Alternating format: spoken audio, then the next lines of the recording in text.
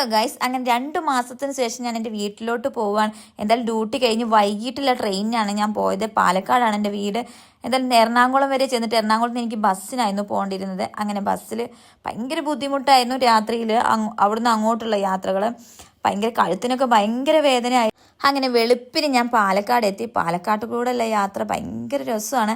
അത് ആ വെളുപ്പാൻ കാലത്തുള്ള യാത്ര അങ്ങനെ എല്ലാം ആസ്വദിച്ചാണെങ്കിൽ ചെല്ലുന്ന ഒരു ആകാംക്ഷ ഉണ്ടായിരുന്നു വീട്ടിലോട്ട്. 2 മാസത്തിന് ശേഷമല്ലേ വീട്ടിലോട്ട് ചെല്ലുന്നത്. അങ്ങനെ ആ ഒരു എന്തായാലും ഓട്ടോയിലൊക്കെ കിട്ടി. അങ്ങനെ ഞാൻ വീട്ടിലെത്തി ഗൈസ്. അങ്ങനെ ഞാൻ നേരെ വീട്ടിലോട്ട് പോയി. അങ്ങനെ ഒരിക്കൽ ഈ സമയത്ത് എത്തുമെന്ന് അറിയത്തില്ലായിരുന്നു. അങ്ങനെ നേരെ അമ്മൂനെയും സുനീറാനെയും കൂട്ടി നേരെ ഞാൻ മണ്ണാർക്കാട്ടേക്ക് വിട്ടു. റെസ്റ്റ് എടുക്കാനൊന്നും എനിക്ക് സമയമില്ലായിരുന്നു. ആകെ 2-3 ദിവസത്തെ ലീവല്ലേ. അങ്ങനെ അവരെ നേരെ കൂട്ടിക്കാണ്ട് മണ്ണാർക്കാട് പോയി ഒരു സിനിമയൊക്കെ കണ്ട്. ചെന്നപ്പോൾ നല്ല പടമായിരുന്നു. ഇവർ പറഞ്ഞു നമുക്കൊരു മൂവിയൊക്കെ കാണാമെന്ന്. അങ്ങനെ മൂവി കണ്ടു.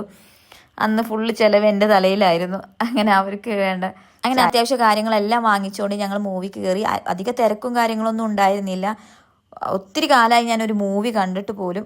അങ്ങനെ മൂവിയൊക്കെ കഴിഞ്ഞ് നല്ലൊരു കോഫിയും ഷവർമയൊക്കെ കഴിച്ച് ഞങ്ങൾ നേരെ കുറച്ച് സാധനങ്ങളൊക്കെ വാങ്ങിക്കാണ്ടായിരുന്നു.